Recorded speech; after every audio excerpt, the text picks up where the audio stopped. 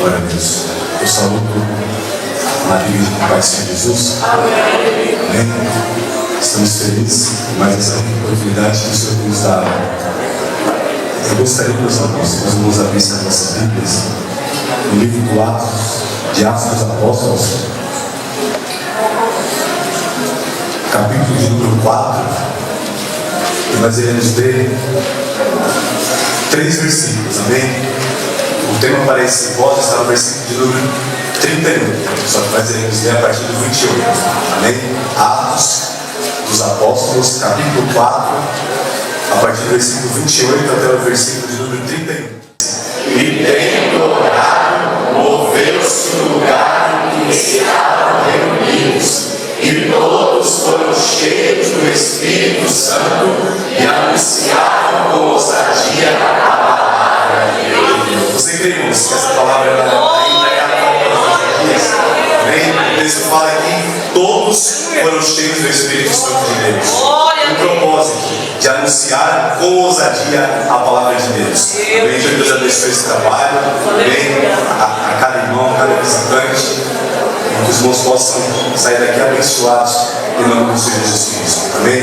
Vamos orar. Soberano Deus, eterno Pai, Deus, graças nós te damos, Senhor. Mais um dia na tua casa, Senhor. Dia é isso, Pai, de correria. O teu Espírito Santo também nos conduziu até a tua presença nesta noite, Pai. Deus, aqui estamos, Senhor, com o nosso coração desejoso, Pai, de sentir a tua presença. Deus, de ouvirmos a tua voz, Pai. Teu Espírito Santo, fala, Senhor, de uma maneira muito especial, Pai, em cada vida que aqui entrou, Pai. Tira todos os impedimentos, todos os embaraços, Pai. E que mais uma vez, Senhor, o teu nome possa ser glorificado e exaltado em nosso meio, Pai.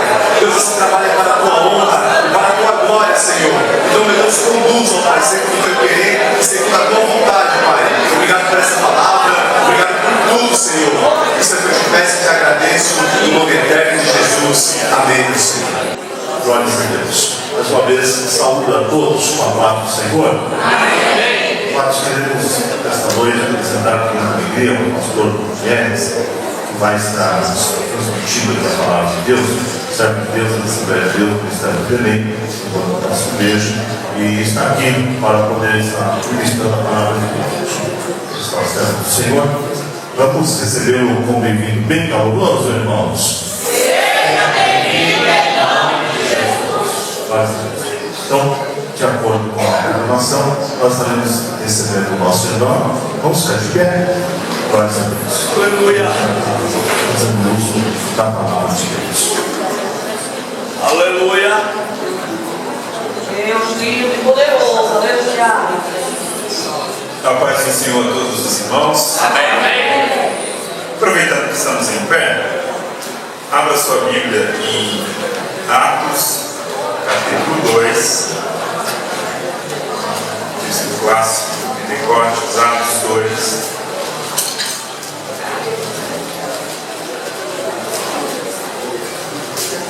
Vamos ler a partir do versículo 1.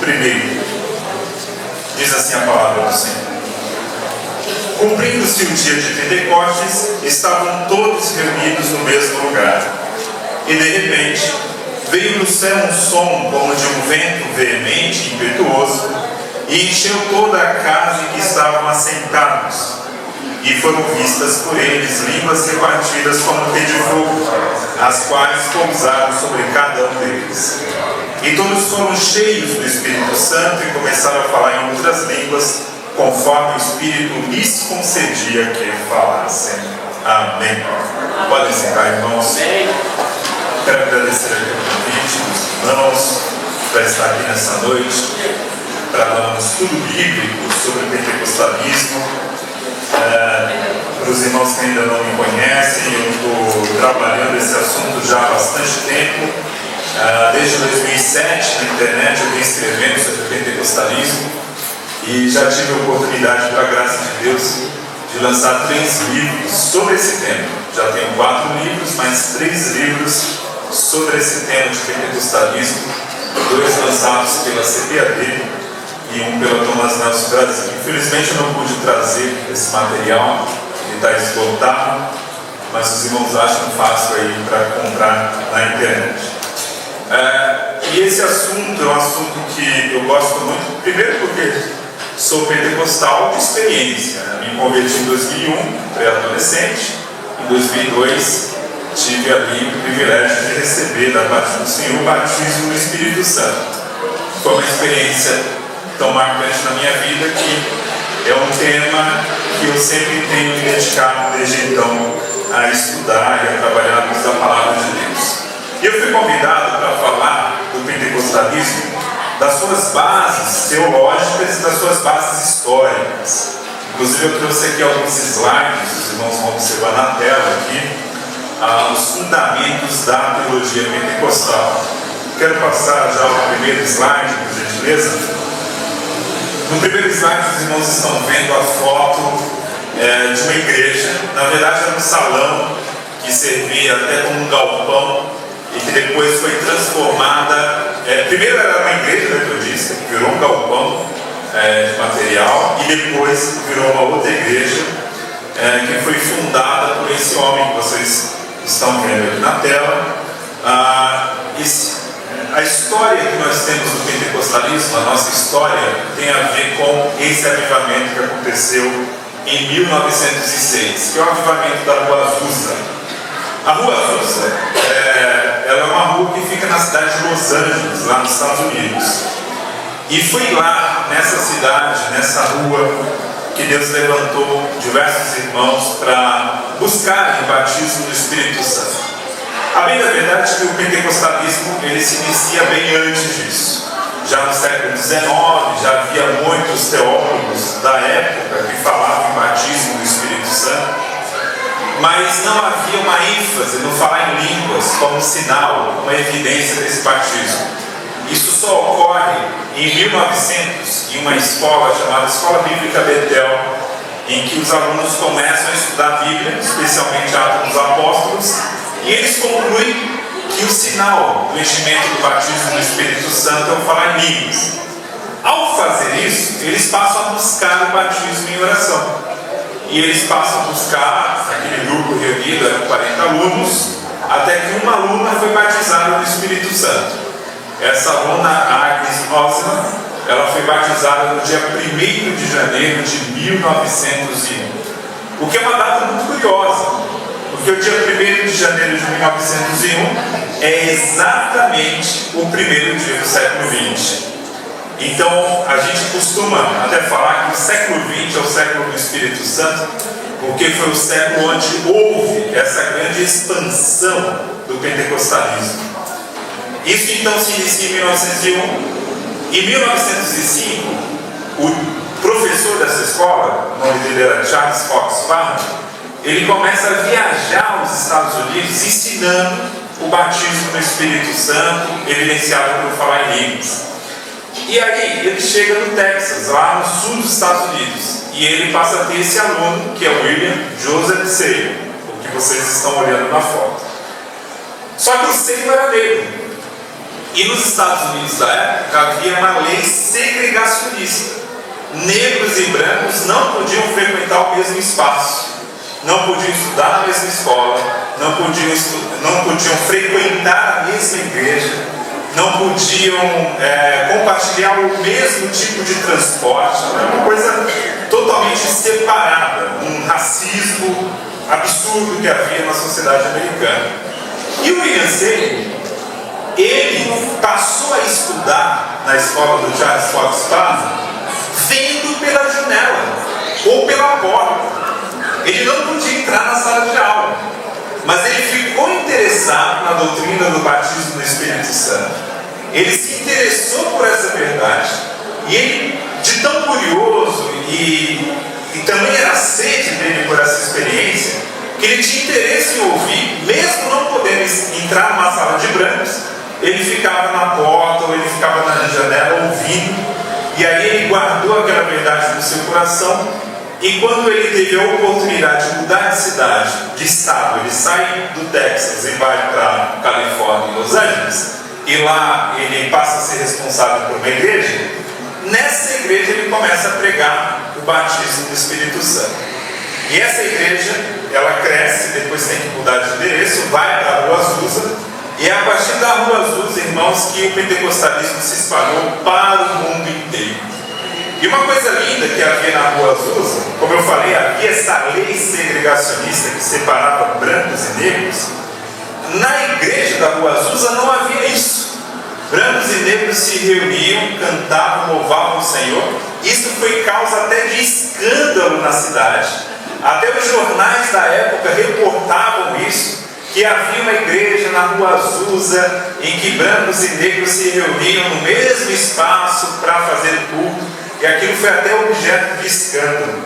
Mas quando vem o avivamento do Espírito Santo, ele vai quebrando essas divisões humanas.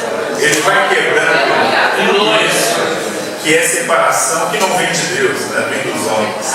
E foi exatamente isso que ocorreu. Estou resumindo muito aqui a nossa história, mas quando você ouvir essa expressão, avivamento da Rua Azusa, saiba que esse avivamento aconteceu graças à disponibilidade, ao coração grande, o coração dedicado ao Senhor desse homem chamado William Joseph Seymour. Deus usou poderosamente esse homem para, a partir dali, montar uma congregação, e gente do mundo inteiro começou a passar por ali e espalhar essa mensagem pentecostal pelo mundo. No nosso caso aqui do Brasil, quem fundou a Assembleia de Deus foram os missionários suecos, o Navin e Daniel Berg. Os irmãos sabem muito bem dessa história. Eles não vieram da Suécia diretamente para o Brasil, eles primeiro foram para os Estados Unidos. E lá eles ficaram na cidade de Chicago, que fica mais ao norte dos Estados Unidos. Eles não foram na Rua Azusa, porém o pastor deles, cujo nome era William Durham, esse William Durham havia passado na Rua Azusa. E aí ele pegou essa doutrina, passou a ensinar na sua igreja lá em Chicago. Esses dois missionários que não conheciam também essa experiência do batismo do Espírito Santo, tiveram essa experiência nessa igreja de Chicago, e depois disso que vieram para o Brasil. Então, indiretamente, a Assembleia de Deus brasileira, ela também sofre essa influência positiva aí do avivamento da Rua Azusa. Então, todos nós somos frutos desse grande avivamento. E quando a gente fala da história do pentecostalismo, é importante a gente ter em mente que normalmente se faz divisões históricas. Você tem a primeira fase do pentecostalismo, que é a primeira década do século XX, então do ano de 1901 a 1910. Você tem um segundo avivamento pentecostal que ocorre na década de 60, porque várias igrejas históricas que haviam, lá na década de 10, rejeitado essa experiência, passaram a abraçar. Batistas, presbiterianos, luteranos, anglicanos, vários desses irmãos passaram a abraçar essa verdade pentecostal na década de 60. Então há também essa segunda fase do pentecostalismo. Introduzindo só um pouquinho aqui da história, eu quero entrar no ponto principal aqui, que é a questão teológica da nossa fé. Pode passar o segundo slide, irmãos. Quando nós falamos de pentecostalismo, acho que dá para enxergar, não, ficou pequeno.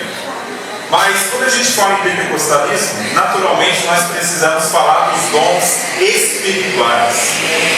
Nós somos, como pentecostais, há um nome na teologia que há duas correntes quando se fala em dons espirituais.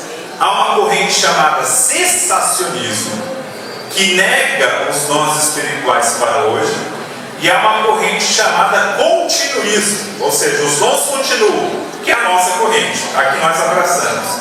Que os dons retratados na Bíblia, eles continuam até hoje, e vão continuar enquanto a igreja for igreja. Por qual motivo?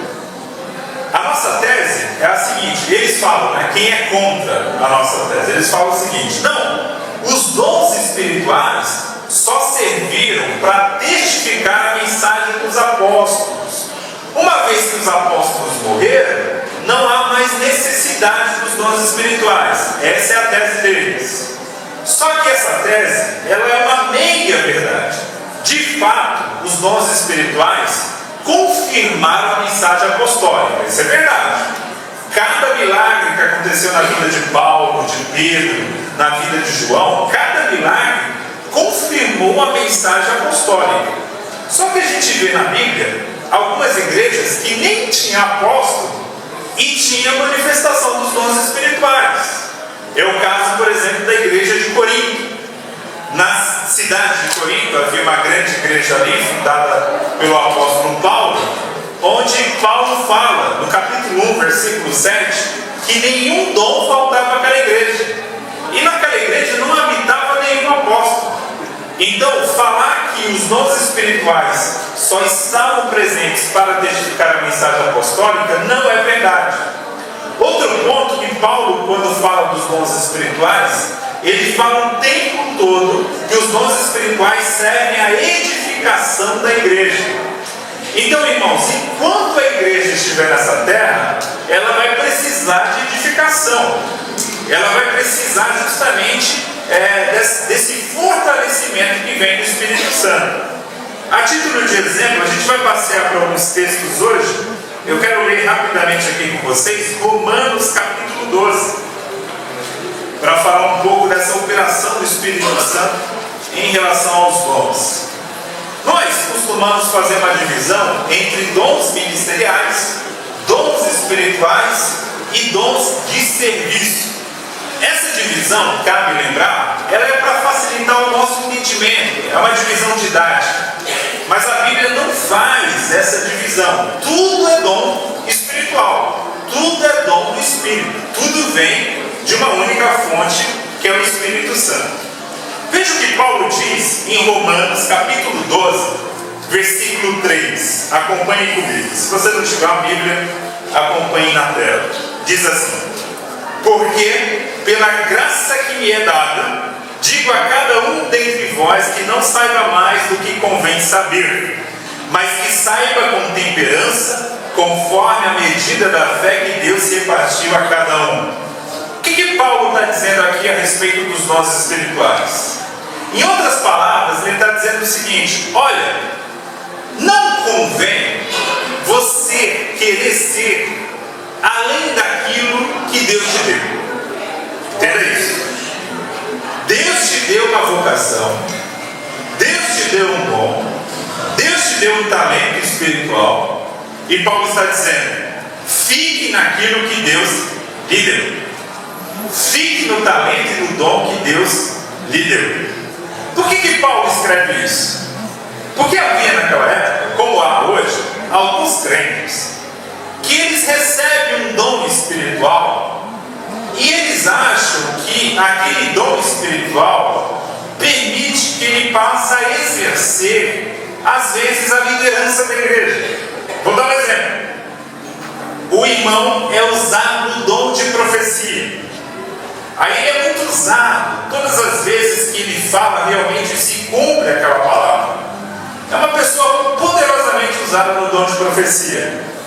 E aí ele ganha uma autoridade na igreja, e aí começa a subir aquilo na cabeça, e ele passa a achar que o governo da igreja agora está nas mãos dele. Mas para o governo da igreja, Deus levantou um outro dom, que é o dom do ministério da palavra, o ministério pastoral, que está lá na lista de Efésios capítulo 4, versículo 11. É possível que quem tem o dom ministerial, pastoral, também receba o dom de profecia? É, nada impede. Mas não é porque eu recebi o dom de profecia que isso me dá autoridade pastoral. É justamente isso que Paulo está falando. Não convém saber mais do que aquilo que Deus lhe deu. É como se Paulo falasse num português muito claro: fique na sua. Fique exatamente naquilo que você foi chamado. Aí isso já acontecia. Problemas assim na igreja daquela época já aconteciam. E aí ele continua: porque assim como em corpo temos muitos membros, e nem todos os membros têm a mesma operação, assim nós, que somos muitos, somos um só corpo em Cristo, mas individualmente somos membros uns dos outros. O que Paulo está dizendo aqui? Ele está dizendo o seguinte: olha, todo dom que ocorre na igreja, ele ocorre em prol do funcionamento do corpo. Ele ocorre em benefício da igreja. Em outras palavras, irmãos, nenhum dom deve servir para autopromoção. Nenhum dom deve servir para que eu, de alguma forma, exerça ele fora da igreja. Ah, mas Deus não pode me usar numa cura, numa profecia ali no meio da rua? Pode. Mas o local de excelência, de uso dos dons, aí são exceções. Tá? O local de excelência é no meio da comunidade. Porque Paulo vai dizer, um profetiza e o outro julga. Um profetiza e o outro é edificado. Precisamos exercer os nossos dons espirituais na nossa comunidade. Debaixo, porque, volto a repetir, porque eu vou dar muito exemplo de profeta aqui, porque normalmente é quem mais dá trabalho. Normalmente, pessoas mal orientadas. O cara começa a ser usado em profecia. Aí o que ele faz? Começa a profetizar em live no Facebook. Começa a profetizar em programa de rádio. Começa a profetizar de casa em casa. Muito perigoso isso. Já conheci gente assim que só profetizava quando não havia um pastor por perto. Quando havia, ele ficava calado. Por que esse medo? Certamente tinha algum medo de ser repreendido em alguma coisa. O fato é, irmãos, que quando nós somos usados nos dons espirituais, Paulo deixa isso muito claro, esse uso visa a edificação do corpo. Não é agora algo individual meu, que eu faço o que eu bem entender. Agora eu vou criar aí um ministério em torno de mim mesmo, para ficar exercendo esse dom. A gente deve tomar muito cuidado com isso. Aí Paulo continua. Versículo 6. De modo que, tendo diferentes dons, segundo a graça que nos é dada, se é profecia, seja ela segundo a medida da fé. O que Paulo quis dizer aqui? Se é profecia, seja segundo a medida da fé. Paulo está dizendo o seguinte: olha, quando você recebe o dom da profecia, por exemplo, você recebe uma porção. Você recebe algo como se fosse uma medida de farinha, por exemplo, ou uma medida de arroz, ou uma medida de um grão. Deus te deu aquela medida. Paulo está dizendo, não vá além dela. Em que sentido ele quer dizer aqui? Já vi isso também acontecer. O irmão é usado em profecia, Deus levanta ele. Ele não estava nem esperando ser usado. Pela primeira vez ele foi usado. Aí ele é usado em profecia. Aí digamos que ele direciona a profecia à irmã fulana de tal. E aquela irmã começa a se derramar em lágrimas e tal. E a igreja percebe que ela recebeu aquela palavra. Que aquela palavra veio diretamente para o coração dela. E aí o profeta se empolga. Como ele foi usado na primeira, aí agora ele engata na segunda.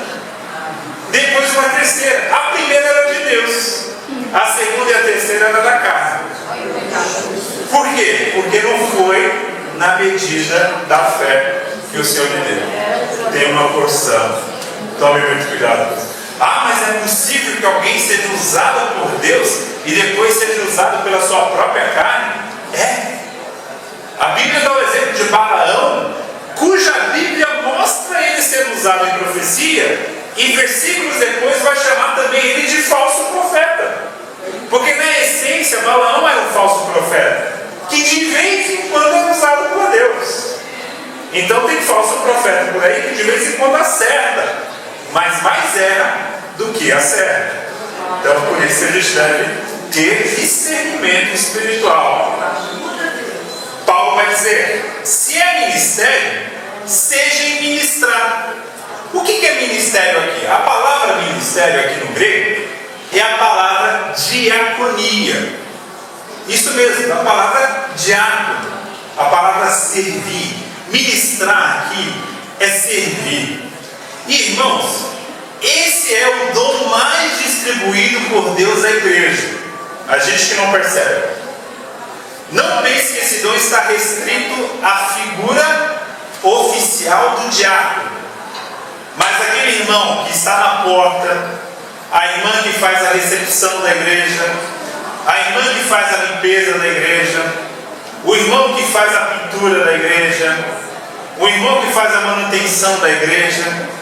Tudo isso tem a ver com esse dom de ministrar, esse dom de servir. E é um dom essencial para a vida da igreja. Senão a gente não estaria aqui.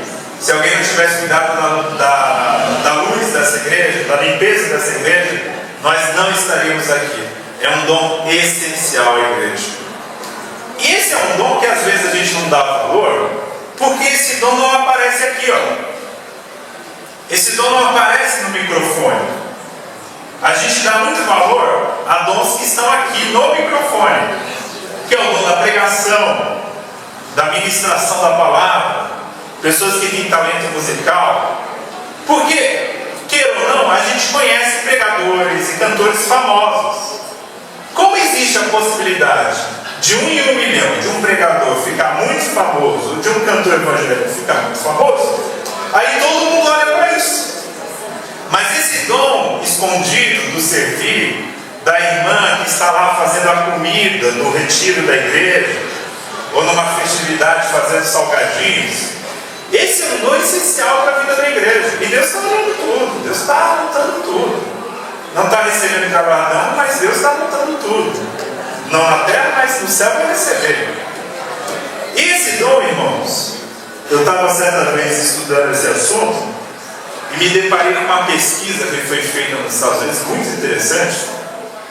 Tem um pastor americano que ele faz várias pesquisas e ele resolveu entrevistar pessoas que vinham à igreja, várias igrejas, e nunca mais voltavam. Pessoas não crentes que vinham visitar a igreja. Ele queria saber, por que você foi na igreja? Você se dispôs a sair num domingo de manhã, porque lá os cultos são de manhã. Num domingo de manhã, à igreja, e por que você nunca mais voltou? Ele imaginou que os descrentes iam falar, pregação, foi o louvor. Ele imaginou assim, ou vai ser a pregação ou o louvor. Para surpresa dele, a maioria respondeu assim, olha, eu entrei lá na igreja e não tinha recepção. Eu não sabia nem onde sentar. Eu não me senti bem-vindo naquele lugar. Irmão, quando você vai numa loja, ou num médico, ou qualquer lugar que te trata mal, ou como se você não existisse, você volta naquele lugar? Não volta. E esse é um dom essencial para ele. Você imagina, um pregador passa horas ali estudando a palavra, os que são sérios, né? Tem uns que só vem aqui na hora aqui, e fica contando história. Mas aquele que é sério, passa horas estudando a palavra, orando, aí os irmãos do louvor ensaiam, passam vários dias ensaiando, e aí vem um não crente, aí por causa de uma falha na recepção, ele não vai nem prestar atenção no que foi pregado e cantado. E aí todo o trabalho é desperdiçado. Olha a importância do dom de servir. E aí Paulo continua. Se é ensinar, haja dedicação. Estamos aqui num simpósio de escola dominical. Há professores e professoras de escola dominical aqui. Paulo está muito claro nesse texto ao dizer que se eu tenho a vocação ao ensino, o dom do ensino, eu preciso me dedicar, eu preciso fazer o meu melhor. E professor dedicado, você percebe a aula. A aula de um professor dedicado é muito diferente. Você percebe? Primeiro que o professor, uma vez eu fui assistir uma aula e era uma revista, não lembro o tema, mas tinha uma frase na revista que era assim: Deus é imanente e transcendente. É uma frase difícil, nem todo mundo compreende essa frase. Então cabe ao professor explicar. Olha, imanência de Deus quer dizer que Deus está próximo de nós. Deus é imanente, Deus está próximo. Ao mesmo tempo, Deus é transcendente. Deus é grande demais e está lá, né, na glória. Então Deus ao mesmo tempo próximo e distante. Porque Ele é, como diz o livro das crianças, é grande, tão grande, alto, tão alto. É justamente isso. Isso é o que um professor faria normalmente numa sala de aula. Aí esse irmão foi dar aula, com certeza não leu a revista antes, ele leu a frase. Aí ele começou a falar da águia. Não, irmão, porque a águia fica tirando as penas, não sei o quê, e depois disso ela tem vitória. Ele começou a falar de vitória. O que vitória tem a ver com esse assunto? Então o professor, ele precisa entender primeiramente, porque um dom que a gente pode dizer que é um dom muito que traz muito benefício a quem tem, é o dom de ensino. Porque se você só pode ensinar aquilo que você aprendeu. Então você precisa aprender primeiro. Então cabe a gente aqui, que nós somos pentecostais, mas pentecostal não é inimigo da palavra. Pentecostal tem que ler e estudar a palavra. Chega dessa história, irmãos. Graças a Deus que sumiu, mas teve um tempo que o pessoal dizia assim: nada de teologia, o meu negócio é joelhologia. Aí o pessoal fala: Deus, aleluia. Galera, nem orava e nem estudava. Era só barulho. O nosso negócio é sim teologia e oração. Uma coisa não se opõe à outra. Não tem nada escrito proibindo. Olha, se você estuda muito a palavra, você não pode orar. Uma coisa não impede a outra de você fazer. Você pode fazer os dois. Né? Então, justamente a nossa missão como professores, como ensinadores, é a dedicação ao ensino. E aí Paulo continua: o que exorta, use esse dom em exortar. Exortar aqui, eu tenho um dom de exortação, eu gosto de brigar com os irmãos. Eu tenho um dom assim, eu gosto de puxar a orelha do povo. Não tem nada a ver com isso. A palavra exortar aqui tem um sentido de encorajamento, de consolação. É esse sentido que a palavra tem. Então, Deus pode estar chamando você a ser um encorajador. Sabe, porque a gente muitas vezes na vida lida com gente que só critica, que só fala mal. Que você se veste de maneira mais relaxada, a pessoa fala mal. Você se veste de maneira mais elegante, a pessoa fala mal. Nada dá bom. E aí, você vem, Deus usa pessoas para encorajar. Não, irmão, continue aí com o seu trabalho. Você é uma bênção, você é uma pessoa que precisamos de você aqui. Receba o meu abraço, receba aqui o meu apoio. Sabe? Às vezes, falta esse dom na igreja. Porque o dom de jogar pedra, você tem demais. Agora, o dom de abraçar e confortar, esse dom é um dom de falta. Quem vive no ministério sabe muito bem disso. E para chegar problema aqui, chega toda hora. Mas para chegar apoio, estou orando com o Senhor. Não é fácil isso. Aí a Bíblia diz, o apóstolo continua: o que reparte, faça-o com liberalidade. O que preside, com cuidado. O que exercita misericórdia, com alegria. Tem 3 dons, que é tudo do Espírito. Tá? Você vê aqui que na lista tinha profecia. Mas tem também ensino, tem exortação, tem encorajamento, tem o repartir. Tem gente que Deus, todo mundo deve ofertar e dizimar na igreja. Isso é a missão de todo crente. Mas tem gente que Deus levanta e dá a ele mais prosperidade financeira para que ele seja mais generoso do que todo mundo. É aquele irmão usado em grandes contribuições à igreja. Então esse dom aqui é um dom, é uma bênção também. Deus dá bastante para essa pessoa para que ela ajude bastante a igreja. E isso me inspira. Agora eu acho engraçado esses 2 últimos dons aqui. Presidir, em algumas Bíblias está administrar, e exercer misericórdia. Pense comigo aqui. Esses 2 dons, olha como o Espírito Santo é. O Espírito Santo, ele quer a edificação da igreja. E para a igreja ser edificada, Deus não faz da gente um exército em que todo mundo pensa igual.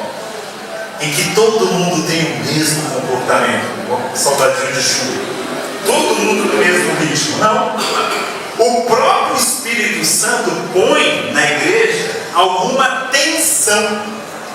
Porque para a igreja crescer, ela precisa ter alguma tensão. Veja aqui, Deus levanta uma pessoa para exercer misericórdia e outra para administrar. Essas duas normalmente não se batem. Quer um exemplo? Chega um morador de rua aqui na porta da igreja e ele fala: quero uma cesta básica. Quem tem o dom da misericórdia? Calma aí, eu vou buscar. Pega aí. Quem tem o dom da administração? Vamos fazer uma ficha primeiro. Vamos saber quem é esse cara. Vamos saber se realmente ele está precisando. Afinal, a igreja não tem tanto dinheiro assim para estar dando assim à toa. Aí o da misericórdia: não, você tem que ter mais coração. Aí o da administração: você tem que ter mais cabeça. Pode ser assim também. Aí tem uma tensão. Mas para a igreja a gente precisa dos dois. Dos dois. Porque uma igreja só com misericordioso, ela vai falir. Ela falha. Agora uma igreja só com administrador, as finanças em dia, e o povo morrendo de fome na calçada da igreja. Então é necessário os dois. Veja, o Espírito Santo põe.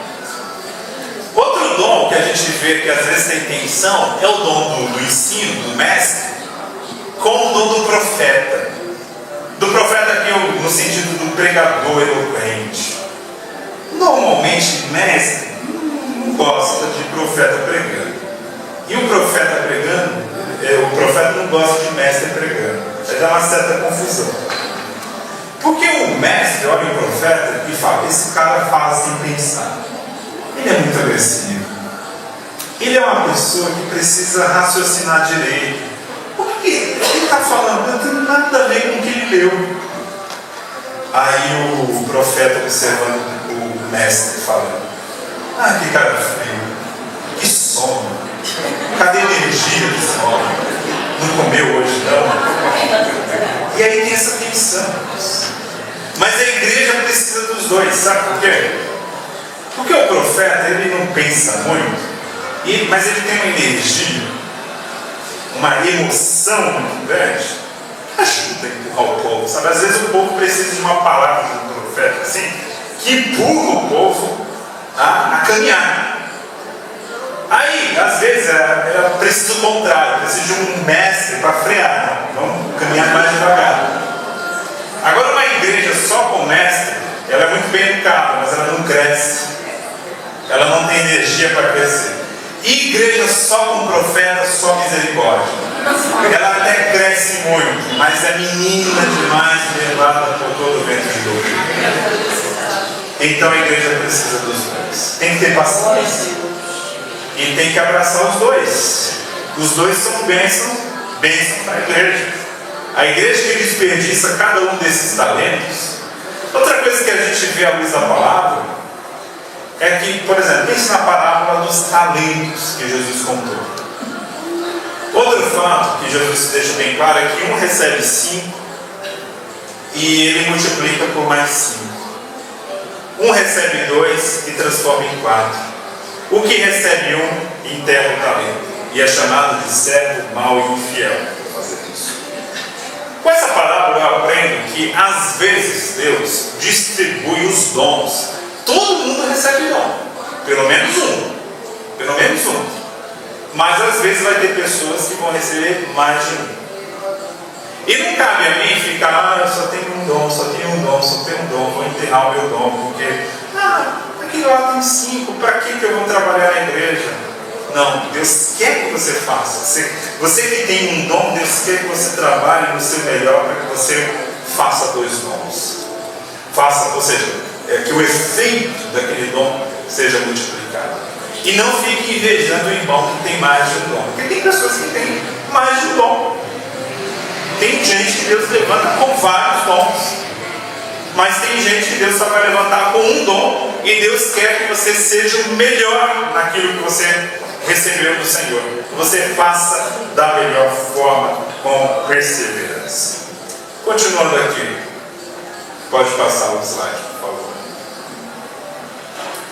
Quando a gente fala de pentecostalismo, teologia pentecostal, tem também o conceito de batismo no Espírito Santo, que não deixa de ser também um dom. Mas a gente precisa entender do que se trata o batismo no Espírito Santo. Abra comigo a Bíblia em Atos, capítulo 1, versículo 8, o famoso texto que os pentecostais conhecem de cor. Diz o seguinte: mas recebereis o poder, a virtude do Espírito Santo, que há de vir sobre vós, e ser-me-eis testemunhas, tanto em Jerusalém, como em toda a Judéia e Samaria, até os confins da terra.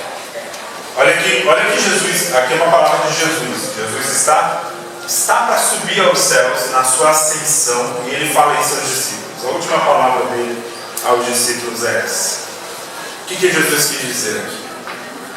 Jesus deixa bem claro: olha, vocês vão ficar na cidade de Jerusalém até que do alto vocês sejam revestidos de poder, que vocês recebam a virtude do Espírito Santo.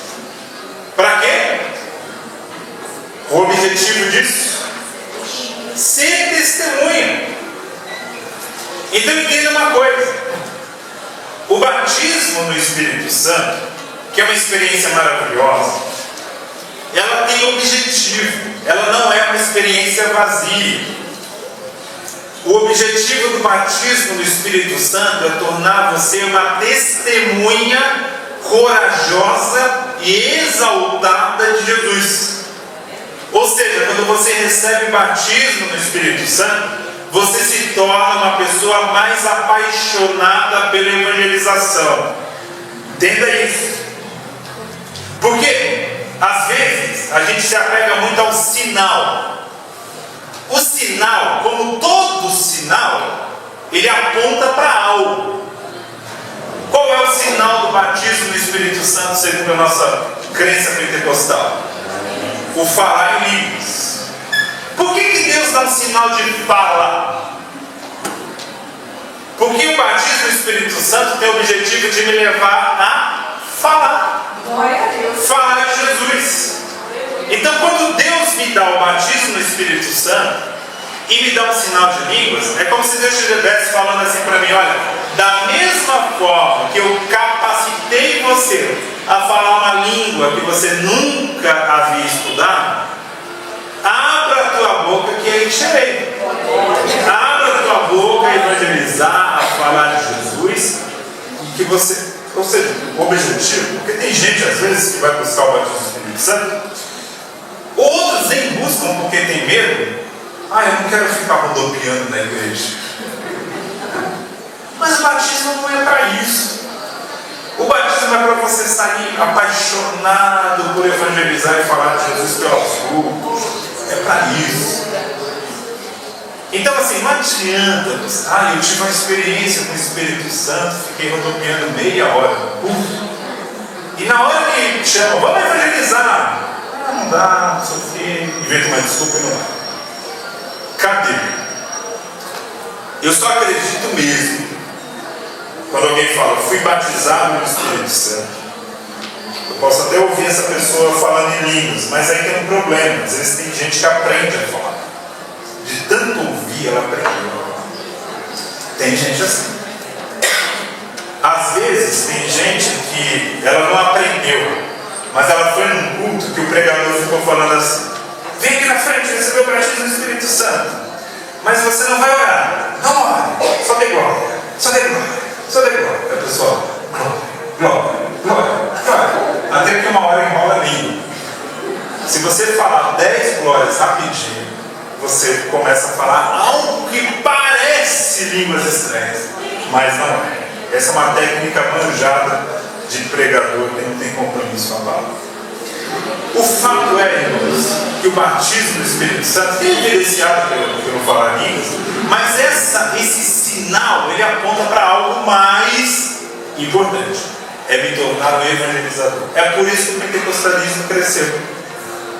Imagine só, como eu falei para vocês, o pentecostalismo moderno, nós somos herança, ele começou numa escola em 1901 com 40 alunos. Hoje, há mais de 800 milhões de pentecostais no mundo. Em um século, passou de 40 pessoas para quase 1 bilhão. É muita gente. E isso graças a quê? Graças a essa crença. Porque o crente é batizado no Espírito Santo, ele passa a ser uma testemunha ousada de Jesus, por onde ele passa falando de Jesus. Jesus é bom, Jesus me salvou, Jesus é o Salvador, Jesus é quem salva, Jesus cura, Jesus batiza no Espírito Santo, e Jesus é alguém que breve vem. É a síntese da mensagem pentecostal. Então nós devemos, irmãos, você que ainda não é batizado no Espírito Santo, tome a consciência que o propósito do batismo é de se tornar, ou é de tornar, melhor dizendo, uma testemunha ousada de Jesus. Pense em Pedro. Pedro era um homem até afoito, mas ao mesmo tempo covarde. Quando Jesus estava sendo preso, depois daquela reunião do Sinédrio, Pedro estava ali olhando de longe, e aí o pessoal começou a apertar Pedro, até que uma mulher que era escrava, isso é um ponto curioso, uma mulher que era escrava, ele negou perante essa mulher Jesus. Isso é curioso, sabe por quê? Porque essa mulher não poderia fazer nada contra ele. Nada. Ela não podia servir como testemunha, porque ela era escrava. Então, o medo dele era tão grande, mas tão grande, que ele negou Jesus até perante uma escrava. E aí, esse mesmo Pedro, depois que é batizado no Espírito Santo, veja que ele estava no Sinédrio, onde Jesus estava sendo julgado, e se escondendo, e o pessoal dizendo: você é parte dele, você é parte... Não tem nada a ver com ele, não, nem conheço, nunca nem vi. Né? Aí Jesus, diz o texto bíblico, que olha para Pedro, e Pedro cai em arrependimento. Mas Pedro só muda a atitude depois que Pedro é batizado no Espírito Santo. Esse Pedro, depois de batizado, ele prega no mesmo sinédrio que ele estava se escondendo, na posição de julgado. Ele não tinha mais medo e falava de Jesus com ousadia, porque o batismo do Espírito Santo produziu isso na vida dele. Só que os tradicionais, os nossos queridos irmãos tradicionais, vão dizer o seguinte: não, os pentecostais estão errados. Essa história de batismo no Espírito Santo tem nada a ver, porque batismo no Espírito Santo é conversão. Nós recebemos o batismo no Espírito Santo na conversão. E para isso eles usam a Bíblia, para afirmar isso. Realmente está lá escrito, veja comigo, em 1 Coríntios, capítulo 12, versículo 13. 1 Coríntios 12, versículo 13. Esse é o versículo que os tradicionais dizem, ou usam, melhor dizendo, para dizer: olha, o batismo é conversão. Diz Paulo: pois todos nós fomos batizados em um espírito, formando um corpo, quer judeus, quer gregos, quer servos, quer livres, e todos temos bebido de um espírito. De fato, Paulo está dizendo aí que existe uma experiência espiritual que leva também o nome de batismo, que ocorre nesse momento da conversão, quando nós somos inseridos no corpo de Cristo. Mas como que isso se encaixa na doutrina pentecostal? Pode passar o slide, por favor. Pode colocar na tela. Veja aí comigo. Temos aí um conceito que a teologia pentecostal traz, que na verdade existe dois batismos espirituais. Dois. O batismo pelo ou do Espírito Santo, que é esse que nós acabamos de ler, 1 Coríntios 12, 13. E o batismo no ou com o Espírito Santo, que é um batismo que ocorre, que é o que a gente leu Atos 1:8, o revestimento de poder para tornar testemunha de Cristo. Em outras palavras, veja que só muda a preposição, né? Mas entenda que a preposição muda tudo. Ó, quando eu falo assim, batismo pelo Espírito Santo, quem é que efetua o batismo pelo Espírito Santo? Ó a preposição. Quem é que efetua? O próprio Espírito. Né? Quando eu falo, fulano sei lá, funcionário público pela Prefeitura de Guarulhos. Quem paga o salário dessa pessoa? Prefeitura de Guarulhos. Olha a preposição dele. Então assim, quando eu falo batismo pelo Espírito Santo, isso aqui é baseado em 1 Coríntios 12, 13. Quando nós nos convertemos ao Senhor, existe um milagre chamado regeneração. Nosso coração de pedra é transformado em coração de carne. Nós passamos a ser novas criaturas e passamos a ter a habitação do Espírito Santo. E Paulo diz que nesse momento também nós somos inseridos pelo Espírito Santo no corpo de Cristo. O corpo de Cristo, isto é, a igreja, aqui nessa imagem que Paulo usa, é como se a igreja fosse um lago, um rio, e o Espírito Santo fosse o meu batizador, ou seja, ele vai e me insere no corpo de Cristo. Então todo crente é batizado pelo Espírito Santo, porque todo crente está inserido no corpo de Cristo e a habitação do Espírito. Nisso a gente concorda com os tradicionais. O que nós discordamos, ou melhor, eles discordam da gente, é que existe uma outra experiência que vem depois, normalmente, que é o batismo no Espírito Santo, que é o batismo que é acompanhado pelo falar em línguas e que é para me tornar uma testemunha ousada de Jesus. Mas agora veja a preposição. Agora o batismo é no Espírito Santo. Usando a mesma imagem, agora quem é o lago, a piscina aqui, é o próprio Espírito. E quem é o batizador aqui? Lembre de João Batista falando: e virá aquele que vos batizará com o Espírito Santo. De quem João Batista estava falando? Jesus. Entendeu a diferença? Agora quem é o batizador aqui é o Jesus que nos batiza no Espírito Santo. Esse segundo batismo é poder testemunhal, é poder para ser testemunha de Cristo. Todos têm esse segundo? Não. É necessário buscar, é necessário desejar, é necessário buscar em oração, como a gente busca todos os dons de Deus. Entenda essa diferença. Isso aqui é muito importante, porque de fato a Bíblia usa a mesma palavra batismo para duas experiências espirituais diferentes. Paulo usa nesse sentido da conversão e Lucas usa nesse sentido do revestimento de poder. Então cabe a nós aqui organizarmos isso em forma teológica e dizer, ó, uma coisa é diferente da outra. Embora o nome seja parecido, mas são duas experiências diferentes. Uma ocorre na conversão, batismo pelo Espírito, quando eu sou inserido na igreja, no corpo de Cristo, e o outro é o batismo no Espírito Santo, quando Jesus Cristo me reveste de poder para que eu me torne uma testemunha ousada. Pode passar mais um slide?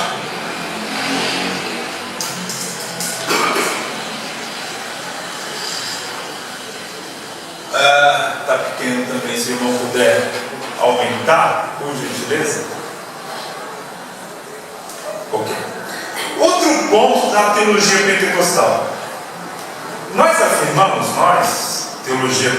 teólogos pentecostais, quem batalha com isso, que à luz do Novo Testamento, nós temos 3 pneumatologias. Pneumatologia lucana, joanina e paulina. Não entendi nada. Calma aí, vou explicar. Pneumatologia é o estudo do Espírito Santo. Tá? Vem da palavra pneuma, que é a palavra grega para espírito e vento e sopro.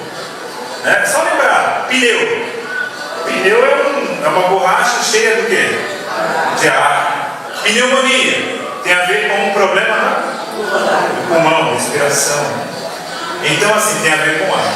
Então, a palavra pneumatologia é o estudo sobre o Espírito Santo. A Bíblia apresenta 3 facetas do Espírito Santo, e é engraçado que cada faceta do Espírito é apresentado por um apóstolo, ou melhor dizendo, por um escritor diferente, porque Lucas não era apóstolo, mas por um escritor bíblico diferente. Aí por isso que nós falamos que existe uma pneumatologia lucana, ou seja, uma forma que o Espírito Santo foi retratado por Lucas, uma forma que o Espírito Santo foi retratado por João, Joanina, e uma forma que foi retratada por Paulinho. Eu estou usando esses termos porque são os termos, quando você for ler um livro técnico de teologia pentecostal, você vai se deparar com isso, você precisa lembrar, né? A pneumatologia paulina, ou seja, a forma como Paulo descrevia o Espírito Santo. Pneumatologia lucana, a forma como Lucas descrevia o Espírito Santo. Pneumatologia joanina, a forma como João descrevia o Espírito Santo. Qual é essa forma? O Espírito Santo, quando nós lemos Lucas, e quando eu falo Lucas aqui, é o Evangelho e Atos, lembrando que os dois foram escritos pelo mesmo autor, Lucas. Quando você lê Lucas Atos, você vai observar que sempre que o Espírito Santo aparece, ele tem a ver com o poder testemunhal, que a gente acabou de falar aqui do batismo no Espírito Santo. O Espírito Santo sempre está ligado a essa ideia que alguém foi capacitado a falar. Quando eu estou lendo João, normalmente eu estou lendo ali o Evangelho de João especialmente, o Espírito Santo é aquele que é o substituto de Jesus. É aquele que virá aquele, né, que vai vir em meu lugar. Jesus deixa claro. Então, sempre que o Espírito Santo aparece em João, ele tem mais a ver com alguém, uma pessoa, melhor dizendo, que vai substituir Jesus quando Jesus voltar para o céu. E em Paulo, o Espírito Santo normalmente é o santificador. Muitas vezes, quando Paulo fala do Espírito Santo em suas epístolas, ele retrata o Espírito Santo como santificador e como doador de dons. E por que a gente afirma cada um no seu detalhe? Porque isso dá para a gente uma visão geral de que cada autor teve uma ênfase diferente. Não é contradição, é complementar. Um complementa o outro. Cada um deu um destaque numa área que o Espírito Santo atua. Então, olhando o todo, o Espírito Santo no Novo Testamento é retratado como aquele que lhe dá poder para testemunhar de Cristo. O Espírito Santo é aquele que vai substituir Jesus. E o Espírito Santo é aquele que lhe santifica e aquele que doa dons a mim. Ou seja, está ligado também, quando fala de santificação, a uma salvação grande. Pode passar? Bom, aí ficou menor, né? Bom, o que eu coloco aí, irmãos, é que várias expressões na Bíblia, elas são relacionadas ao Espírito Santo. Deixa eu até pegar minha cola aqui, que também não estou enxergando. Olha, por exemplo, várias expressões quando nós lemos Lucas e Atos, especialmente, tem verbos como conduzir, o Espírito Santo conduz, o Espírito Santo reveste, o Espírito Santo cai sobre, o Espírito Santo batiza, o Espírito Santo vem sobre, o Espírito Santo dá, o Espírito Santo, a pessoa recebe o Espírito Santo, o Espírito Santo nos leva a falar, a encher. Para ilustrar isso, eu quero ler com vocês aqui, Lucas capítulo 1. Lucas capítulo 1.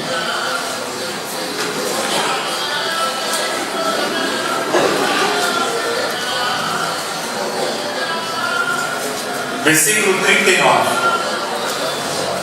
Todo mundo aqui conhece Lucas 1, que retrata sobre o nascimento de Jesus. Chega o anjo para Maria e fala: Maria, irmãos, olha, isso aqui é muito pesado, o que Maria ouviu do anjo. O anjo chega para Maria e fala: Maria, você está grávida.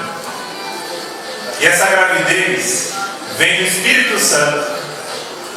Essa gravidez você tem agora em sua barriga o Messias, Jesus Cristo, desejado das nações. Está na sua Bíblia. Parece uma notícia maravilhosa, mas é uma notícia tenebrosa também, porque Maria não era casada. Maria era uma jovem, possivelmente de 14, 15 ou 16 anos. Naquela época, não existia conceito de adolescência. Ou você era criança ou você era adulto. E a mulher, depois que passava pelo seu ciclo menstrual, primeiro, já era considerada uma mulher adulta. Tinha 12, 13, 14 anos, já era uma mulher. E Maria recebe essa notícia e ela sabe que ela, sendo virgem, não poderia ficar grávida. Ela sabe que isso vai causar muitos problemas a ela. Mas o anjo não dá uma solução para Maria. O anjo só fala o seguinte: Maria, vá depressa visitar a tua prima Isabel. Aí ela foi, versículo 39. E naqueles dias, levantando-se Maria, foi o quê? Apressada as montanhas a uma cidade de Judá. Voltando um pouquinho aqui na história, 6 meses antes, há 6 meses atrás, o mesmo anjo chega para uma outra pessoa, chamada Zacarias, o sacerdote, e fala: Zacarias, a tua mulher, que é estéril, vai ter um filho, e o nome desse menino vai ser João. E esse menino vai ser cheio do Espírito Santo, desde o ventre de sua mãe. Aí Zacarias não acredita muito nessa história. E o anjo pune ele com mudez. Você vai ficar mudo por isso. Aí, Maria, quando vai visitar a mulher de Zacarias, Isabel já estava com 6 meses de gravidez. Então veja a cena. Imagine aqui a cena comigo. Maria acabou de saber que está grávida, não tem nem barriga ainda. Isabel já está uma barriguinha, 6 meses de grávida. Aí diz o texto bíblico: e entrou em casa de Zacarias e saudou Isabel. Quem entrou? Maria. Maria entra na casa e ela fala a saudação judaica: Shalom, Isabel. E o que diz o texto? E aconteceu que, ao ouvir Isabel a saudação de Maria, a criancinha saltou no seu ventre. Olha aqui. Olha o pentecostal aqui. A Bíblia diz, o anjo falou para Zacarias: João será cheio do Espírito Santo desde o ventre de sua mãe.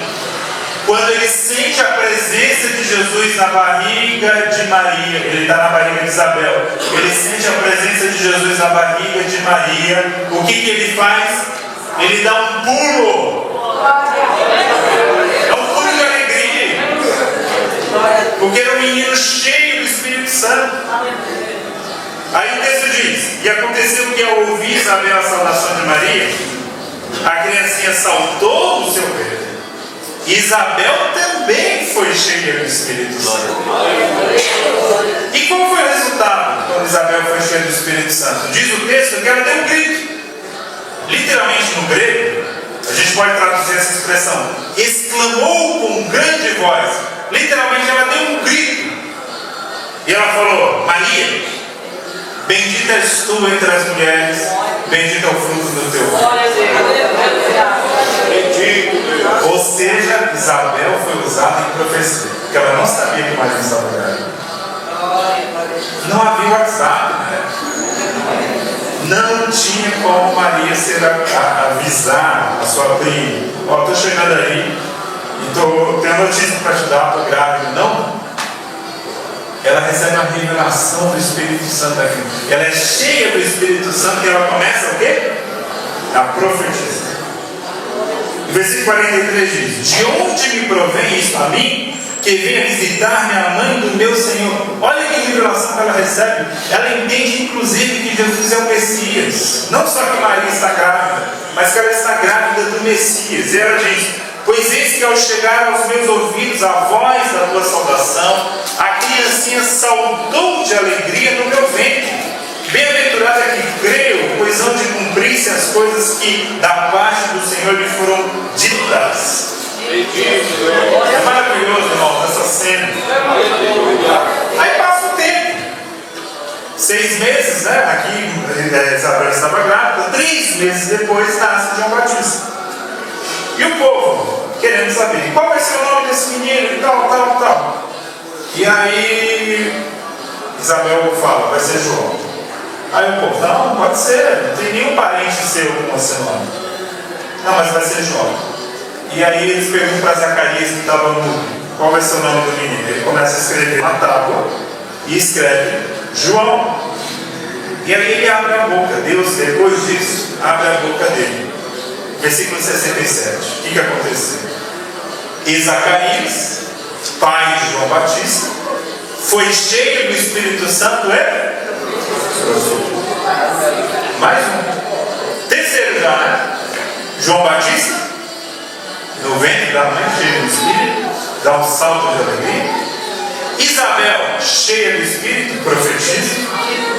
Maria também, porque assim, a gravidez de Maria é fruto do Espírito Santo. Porque o texto vai dizer no versículo 35, o anjo fala para ela, o anjo diz, descerá sobre ti o Espírito Santo e o poder do Altíssimo te cobrirá com a sua sombra, pelo que também o santo que de ti há de nascer será chamado Filho de Deus. Olha que imagem bonita. É uma imagem muito frequente na Bíblia do Espírito Santo descendo como se fosse uma pomba, como uma ave que vai descendo de modo suave sobre ela. E o poder e a virtude do Altíssimo é que permite que Maria fique grávida mesmo sendo viva. E aí Jesus nasce, no capítulo 2. No 8º dia, Jesus é apresentado no templo, a partir do versículo 25. E diz no texto bíblico, no versículo 25, que havia em Jerusalém um homem cujo nome era Simeão. E esse homem era justo, capítulo 2, versículo 25.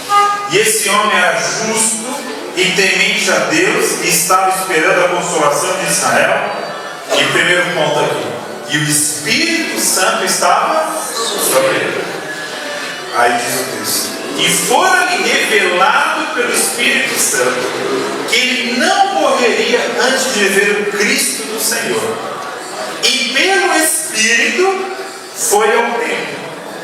Olha, irmãos, olha a vida desse homem. Ele recebeu uma revelação do Espírito Santo que ele não morreria sem ver o Messias. Ele era um homem que o Espírito Santo estava sobre ele. E ele era um homem que era movido pelo Espírito. Ele vai ao templo porque o Espírito o moveu a ele. Um exemplo de homem cheio do Espírito Santo, Simeão. E Simeão, quando ele abre a boca, ele fala o seguinte, versículo 29. Agora, Senhor, podes despedir em paz o teu servo, segundo a tua palavra, pois já os meus olhos viram a tua salvação, luz para iluminar as nações. Pulei aqui. A qual tu preparaste perante a face de todos os povos, luz para iluminar as nações, para a glória de teu povo Israel. E aí a Bíblia diz que José e Maria ficaram maravilhados com aquelas palavras. Porque quando ele fala isso, ele literalmente está dizendo, Jesus é o Messias. E olha, ele fala algo mais profundo ainda. Porque ele fala, Jesus é o Messias não só de Israel, ele é o Messias do mundo inteiro. Luz para iluminar. Ele recebe aquela revelação pelo Espírito Santo. E aí diz o texto bíblico que ele se vira para Maria, versículo 34, e ele só fala isso só para Maria, porque é interessante. Ele fala o seguinte, ó, esse menino aqui que eu estou no braço, ele é posto para a queda e elevação de muitos em Israel, para sinal que é contraditável, ou seja, ele é um sinal de contradição. Esse menino aqui vai trazer confusão em Israel. Literalmente é isso que ele está falando. E aí ele continua falando. E Maria, uma espada, versículo 35, transpassará também a tua própria alma. Olha que frase. Maria, uma espada transpassará a tua própria alma. A tua alma vai doer de dor terrível, Maria. Você vai ter uma dor na alma terrível. Por que ele só fala isso para Maria? Porque só Maria, lá no futuro, 30 anos depois, 33 anos depois, vai ver o seu filho sendo morto. José já estava morto quando Jesus exerceu o seu ministério. Então ele direciona essa palavra apenas a Maria. Irmãos, isso marcou tanto Maria, que quando Lucas escreve isso aqui, isso é relato de Maria. Porque o próprio Lucas, no capítulo 1, diz que ele ouviu muitas testemunhas para escrever o que ele escreveu. Então, certamente, esse relato aqui, Maria contou para ele: olha, quando eu fui apresentar ali Jesus no templo, no 8º dia, um velho chamado Simeão virou para mim e falou: uma espada atravessará a tua própria alma. E aí nós vemos aqui que, o que é interessante, só Lucas fala disso, tá? Mateus não fala, João, nem Marcos. O que é interessante aqui é que Jesus nasce envolto de profetas. Você tem Zacarias, Isabel, João Batista, a sua própria mãe, uma mulher cheia do Espírito Santo também, e depois ainda tem Simeão, e depois a profetisa Ana, que diz aqui no texto. Lembra o quê? Maria, jovem, cheia do Espírito. João Batista, bebê, cheio do Espírito. Isabel, mulher já idosa, cheia do Espírito. Ana, ainda mais idosa, cheia do Espírito. Simeão, homem piedoso, cheio do Espírito. Zacarias, sacerdote, cheio do Espírito. Joel, capítulo 2. Derramarei meu Espírito sobre toda a carne. Os vossos filhos e as vossas filhas profetizarão. Os vossos jovens terão sonhos. Os vossos velhos terão visões. É para todo mundo. Isso começa aqui, ó, nas pessoas ao redor de Jesus. E Atos capítulo 2 vai mostrar esse derramamento do Espírito Santo sobre 120 pessoas. E para encerrar, eu quero ler novamente com você Atos 2. Chega aquele momento em que os discípulos estavam esperando o derramamento do Espírito Santo. Jesus morreu na sexta-feira, véspera da Páscoa. E Jesus ressuscitou no domingo de Páscoa. Domingo, não existia essa palavra domingo, né? Era o primeiro dia da semana. Jesus ressuscita no dia da Páscoa. E Jesus, ele fica 40 dias na terra. E 50 dias depois da Páscoa acontecia uma festa chamada Pentecostes, que era uma festa de agradecimento pelas colheitas. E aí diz a palavra que Jesus sobe aos céus 10 dias antes dessa festa. E ele fala: fique em Jerusalém, até que do alto vocês sejam revestidos de poder. Fica imaginando que tinha mais de 120 pessoas esperando. Porque Paulo vai dizer que Jesus apareceu para 500 testemunhas. Mas aqui no Pentecostes tinha 120. Então muita gente certamente pensou: deu um dia, deu 2, 3, 4, não aconteceu nada, vou embora. Aí deu 5, 6, 7, 8, outro grupo foi embora. Aí no 10º dia, o Espírito Santo desce sobre a igreja. E diz o texto: cumprindo-se o dia de Pentecostes, estavam todos reunidos no mesmo lugar, comunhão. O Espírito Santo é derramado em ambiente de comunhão. Povo reunido, todo mundo no mesmo lugar. Versículo 2: e de repente,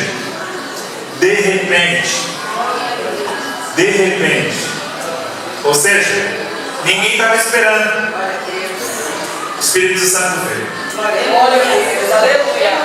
A gente agora quer fazer a agenda do Espírito Santo. O Espírito Santo só batiza agora em congresso de irmãs, jovens. Mas Jesus pode batizar hoje. Jesus pode batizar naquele culto esvaziado de oração. Jesus pode batizar na escola dominical. Não existe tempo para ele. É de repente. E de repente veio do céu um som. Eles ouviram um som. Um som que não era o som de um vento, mas lembrava um vento. Era como de um vento veemente e impetuoso. Era um vento poderoso. e encheu toda a casa que estavam assentados. Olha, eles estavam tão assim, sem esperar nada, que eles estavam até assentados. E foi naquele momento que o Espírito Santo os tomou. E aquele vento, na verdade, o som daquele vento, foi tomando toda a casa onde eles estavam, lembrando a consagração do templo, quando Salomão consagra o templo, e a glória do Senhor enche toda aquela casa. E o vento é uma lembrança e um símbolo do Espírito Santo, porque a palavra, como eu já disse, a palavra pneuma no grego, tanto pode ser traduzida como vento, como também Espírito. Então esse som lembrava o som do Espírito. E aí diz o texto que foram vistas por eles línguas repartidas como que de fogo. Veio uma imagem, eles tiveram agora uma visão, eles viram essa língua de fogo descendo sobre eles.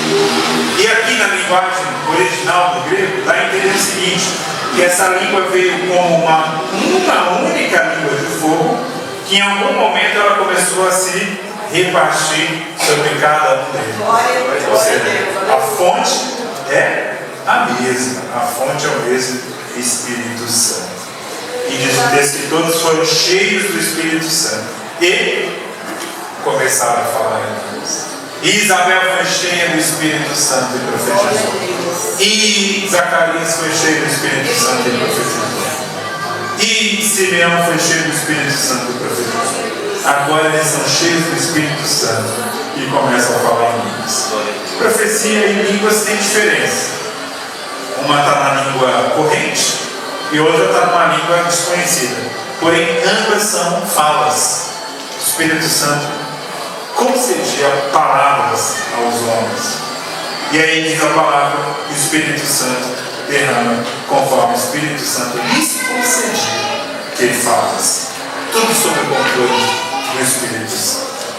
Amém, irmãos? Amém. Tentei aqui falar em uma hora um pouco do resumo da nossa teologia. É claro que não dá para falar tudo, mas o princípio geral que eu quero deixar é: batismo no Espírito Santo, evidenciado pelo falar em línguas, tem como propósito principal nos levar a ser testemunhas ousadas de Jesus. Os dons espirituais servem à edificação da igreja.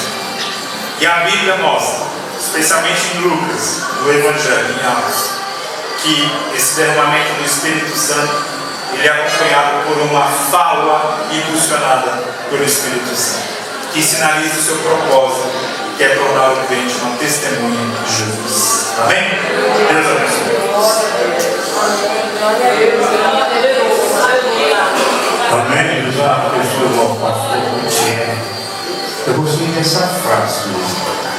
Quem batiza com o Espírito Santo é o Espírito Santo, essa redundância. Quem batiza com o Espírito Santo é o Espírito Santo. E quando ele falou sobre a segregação que havia ali, o apartheid, né, o bairro sorrido, vamos dizer assim, não é aquele apartheid, mas para o Espírito Santo, irmãos. Não tem segregação, não tem apartheid. Todos somos um só em Cristo Jesus. E eu gosto quando o apóstolo João fala do Evangelho de João, capítulo 1, versículo 12, porque todos aqueles que o receberam, deu-lhes o quê? O poder, o direito de serem chamados, de serem filhos de Deus. Graças a Deus, irmãos, que o Espírito Santo de Deus não segrega ninguém. Graças a Deus por isso. Deus abençoe o servo de Deus. Deus abençoe a cada um de vocês. E é sempre bom, irmãos, sabermos que o Espírito Santo de Deus habita em nós, e é esse mesmo Espírito que vai nos entregar a Jesus quando Jesus vai nas nuvens, antes do tocar da última trombeta. Louvado seja o santo nome do Senhor Jesus. Deus abençoe a todos vocês. Pastor.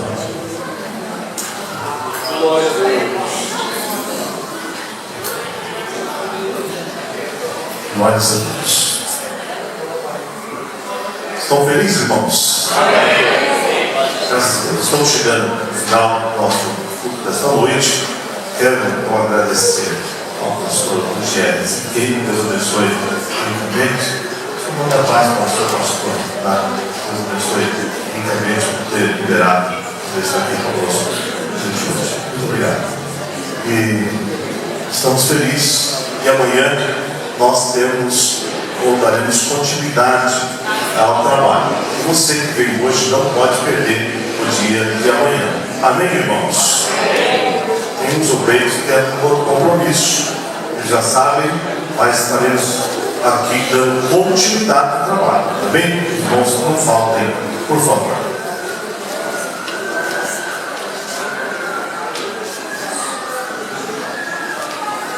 Pela estadia do nosso pastor aqui conosco, o irmão João, ele vai entregar para o pastor uma simples lembrança aqui da congregação do Parque do Jandaia.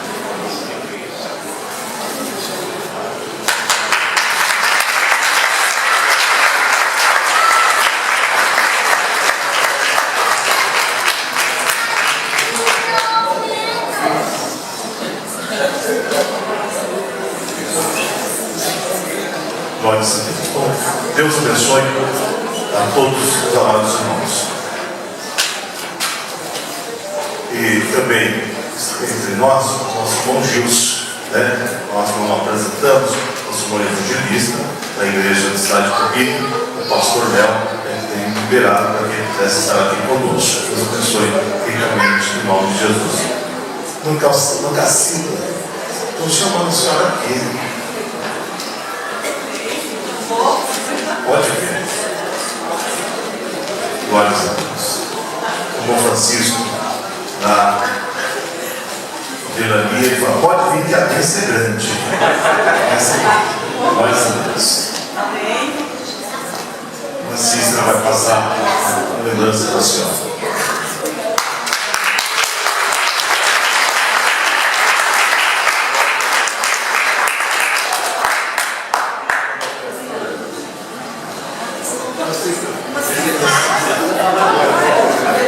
Cícera, não se apresse de sair da presença.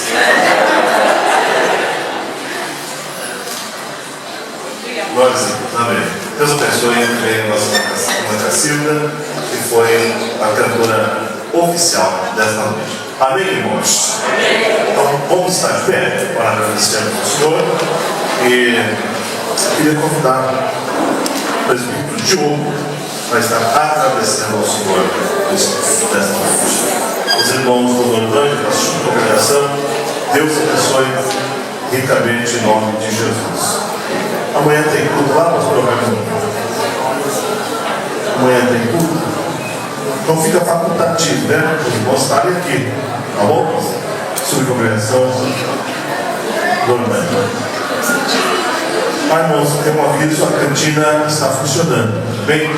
Cantina está a todo vapor aqui para servir os irmãos. Deus abençoe. Aleluia. Vamos restaurando. Senhor Deus amado, Deus querido, maravilhoso. Te agradecemos, Senhor, por esta oportunidade de estarmos em tua presença, Senhor. Aprendendo mais, ó Pai, da tua palavra. Ó Deus querido, para que assim, Senhor, possamos evoluir, Pai, possamos crescer. Ó Deus querido, ganhar, Pai, para o teu reino. Ó Deus querido, Deus amado, despede cada um para, Senhor, para os seus lares, dando um caminho, ó Deus, pelo caminho, e ajudando nesta boa obra. Pai, que nós aprendemos aqui hoje, Senhor, possamos colocar em prática, possamos, Senhor, passar adiante, para que, Senhor, assim o teu reino e a tua obra possa crescer através das nossas vidas, em nome de Jesus. Amém. Sermos consolados, porque o grande amor de Deus, a graça de nosso Senhor e Salvador Jesus Cristo, a comunhão das consolações do Espírito Santo, permaneça com esta nova igreja, hoje e para sempre. Todos digam amém. Deus abençoe a todos, no nome de Jesus.